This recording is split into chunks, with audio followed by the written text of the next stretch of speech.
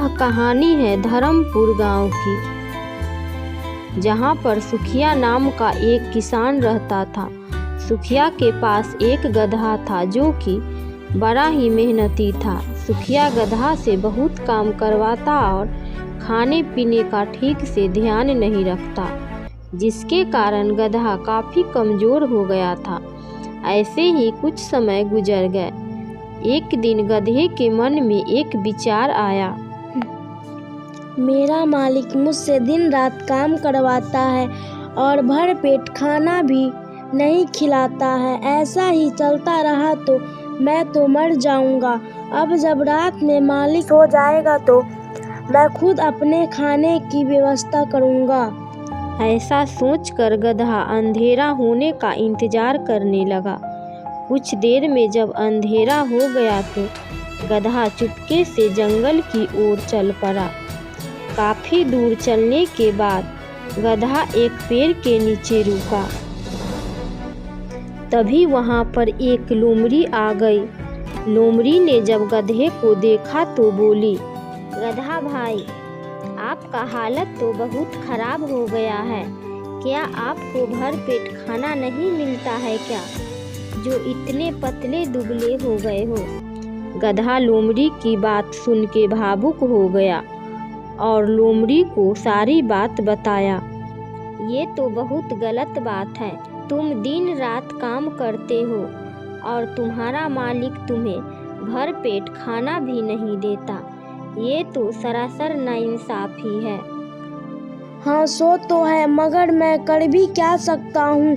अभी तो बड़ी जोर की भूख लगी हुई है। तुम कुछ खाने का प्रबंध कर दो तो बड़ी मेहरबानी होगी। हाँ हाँ, क्यों नहीं, तुम मेरे साथ चलो। मैं एक बगीचा को जानता हूँ, वहाँ पर तुम भर पेट खाना खा लेना, मगर वहाँ पर किसी प्रकार का शोर मत मचाना। उसके बाद दोनों बगीचे की तरफ निकल पड़े। बगीचे में जाकर गधे ने भर पेट फल खाए। उसके बाद घर को आ गया।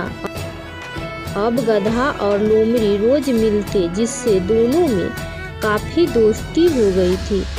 गधा रोज रोज बगीचे का फल खाता, जिससे काफ़ी मोटा तगड़ा हो गया था। एक दिन दोनों दोस्त बगीचे में फल खाने गए हुए थे। तभी गधा बोला, लोमड़ी भाई, मुझे गाना गाने का मन कर रहा है। मैं बहुत ही मीठा स्वर में गाता हूँ। आज मैं तुम्हें अपना गाना सुनाऊंगा।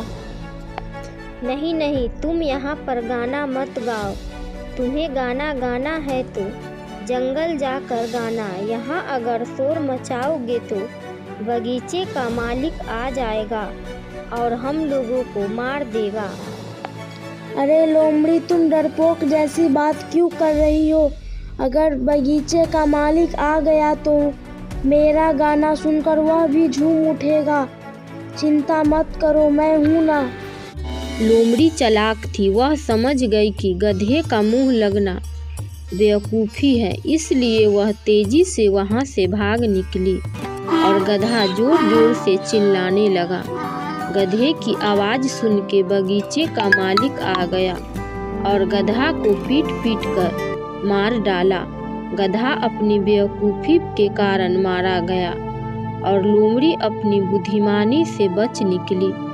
तो हमें इस कहानी से यही सीख मिलती है कि कभी किसी मूर्ख लोगों से बहस करने के बजाय हमें वहां से निकल जाने में ही भलाई है। आज से कुछ समय पहले की बात है। जनकपुर गांव में दो दोस्त रहते थे, राम और श्याम। राम बहुत गरीब था और श्याम बहुत अमीर था।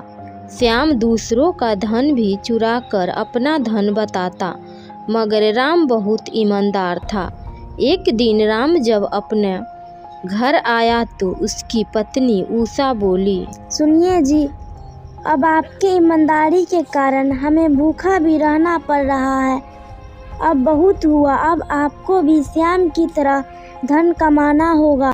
तो क्या मैं भी श्याम की तरह दूसरों का धन को अपना धन कहकर बेईमानी करूं। दूसरों के धन को अपना धन बताना पाप है और मैं ऐसा पाप कभी भी नहीं करूंगा। मैं वो सब नहीं जानती, तुम्हें धन तो लाना ही होगा वरना ठीक नहीं होगा। इतना कहकर रोने लगी। राम रोज की लड़ाई से तंग होकर जंगल की तरफ चल दिया। मैं तो परेशान हो गया हूँ रोज रोज के झगड़े से। जंगल में बहुत सारे पशु पक्षी होते हैं, मुझे मार कर खा जाएंगे तो कम से कम उनका पेट तो भरेगा। राम यही सब सोचकर आगे बढ़ा तो एक शेर की गुफा दिखाई पड़ी। राम उस गुफा की ओर बढ़ने लगा। शेर आराम कर रहा था और हंस उसका चौकीदार था। हंस ने जब राम को गुफा की तरफ आते देखा तो बोला, अरे ये कौन इंसान है जो शेर की गुफा की ओर आ रहा है? शेर इसको देखेगा तो मार कर खा जाएगा, अब हमें ही कुछ करना होगा। और शेर के पास जाके बोला, महाराज की जय हो महाराज, मैंने आज एक साधु को बात करते सुना है कि आज के दिन अगर कोई दान करता है तो उसे मुक्ति मिल जाएगा। मैंने अभी एक गरीब आदमी को गुफा की तरफ आते देखा है, अगर आप भी कुछ दान पुण्य कर ले तो आपको भी पशु यनु से मुक्ति मिल जाएगा। शेर हंस की बात मान गया और दूसरे व्यक्ति को मार कर खाया था। उसका कुछ धन पड़ा हुआ था, वही राम को दे दिया। तब हंस ने इशारा करते हुए बोला, तुम जल्दी से यहाँ से चले जाओ वरना शेर का कभी भी मूड चेंज हो सकता है। राम वहाँ से धन का थैला लेकर घर आ गया। जब यह बात श्याम को पता चला, वह भी शेर के गुफा के पास जाने का निर्णय किया और अगले दिन श्याम शेर के गुफा की तरफ जाने लगा। मगर इस बार पहरेदार कावा था। जब कावा श्याम को गुफा की तरफ आते देखा तो खुश हो गया। अरे वाह, एक इंसान आ रहा है, शेर इसका शिकार करेगा तो मुझे भी कुछ मांस मिल जाएगा। और कावा शेर के पास जाके बोला, महाराज, मैंने सुना है कि जंगल में 2-3 दिनों तक बहुत जोरों की बारिश होने वाली है। हमें खाना का जुगाड़ पहले ही कर लेना होगा वरना भूखा रहना पड़ेगा। एक इंसान गुफा की तरफ आ रहा है, अगर आप उसका शिकार कर ले तो हमारे 2-3 दिनों के खाने का जुगाड़ हो जाएगा।